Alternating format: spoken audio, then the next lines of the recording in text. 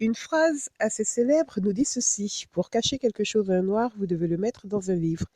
Eh bien, moi, j'ai décidé que plus rien n'allait être caché, ni un noir, ni à qui que ce soit. Bienvenue donc sur la chaîne Une Noire qui lit. Cette chaîne a pour objectif de vous inciter à la lecture, car, comme on dit, lire des livres, des livres. Aujourd'hui donc, je vais vous parler de Aya de Yopougon 2. Dans une précédente vidéo, j'avais abordé le 1.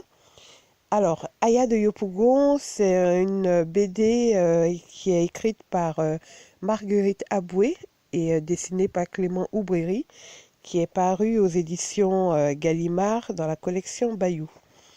Donc, pour résumer rapidement, Aya, c'est une jeune fille de Yopougon, un quartier populaire d'Abidjan, qui nous plonge dans la Côte d'Ivoire des années 70, où on suit les péripéties de Aya et de ses deux copines, Adjoa et Bintou. Donc, pour résumer rapidement le 1, Adjoa, la copine de Aya, elle était tombée enceinte de son gars, on va dire, qui était en fait l'amant de sa copine Bintou. Donc, bref, elle a eu un enfant avec celui-là.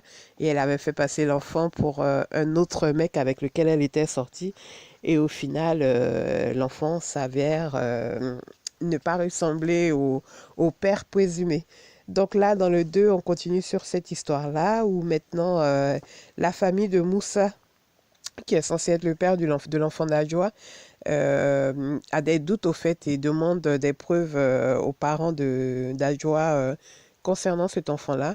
Donc les voilà qui s'embarquent dans des voyages au village, histoire de trouver des personnes qui ressemblent au fameux Bobby, le petit garçon d'Adjoa.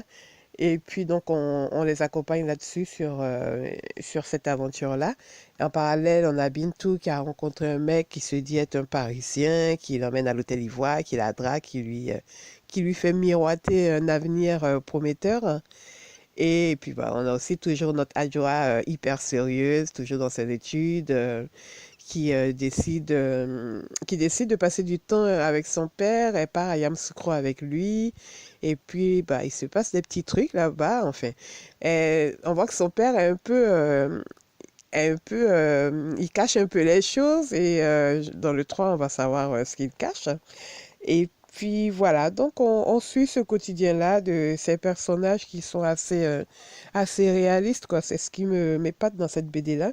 On a l'impression, moi, Aya, j'ai l'impression de la connaître, Bintou, pareil, Adjoa, pour avoir vécu à Yopougon, c'est des personnages, je peux vous dire, qui reflètent vraiment le quotidien de certaines filles de Yopougon.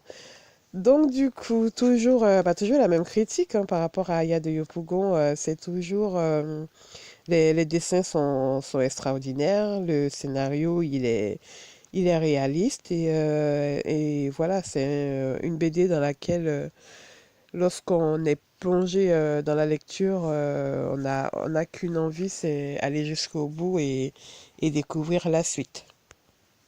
Bon bah là je vais quand même je vais quand même vous donner la fin parce que quand Aya elle part à Yamoussoukro, elle constate que son père est un peu cachotier et au final on se rend compte du pourquoi parce que du coup, il y a la secrétaire du papa d'Adjoa qui débarque avec deux enfants. Et ces enfants-là se mettent à appeler le papa d'Aya. Oh, pardon, je dis n'importe quoi. Ces enfants-là se mettent à appeler le papa d'Aya papa, papa des papas. Et du coup, là, on comprend que Ignace, le géniteur d'Aya, comme il dit, avait une double vie et à Yamoussoukro et à Abidjan. Donc voilà, pour conclure cette BD-là, il y a toujours à la fin ce qu'elle appelle le bonus ivoirien Marguerite Aboué, où on a un petit lexique pour comprendre l'argot ivoirien qui est employé là-dedans. Il y a la recette du kégenou, il y a comment mettre un enfant au dos. Je trouve ça assez rigolo. Moi, ça m'amuse et j'adore. Donc voilà, hein. Bon bah pour conclure cette vidéo, comme à mon habitude, je vous donne une petite phrase qui me fait tilt. Et c'est un proverbe qui est dit à la page 6, hein, qui dit que quel que soit Si pressée que soit la mouche, elle attend que l'excrément soit sorti. Je trouve ça assez drôle parce qu'en Côte d'Ivoire, on aime bien ce genre de proverbe-là.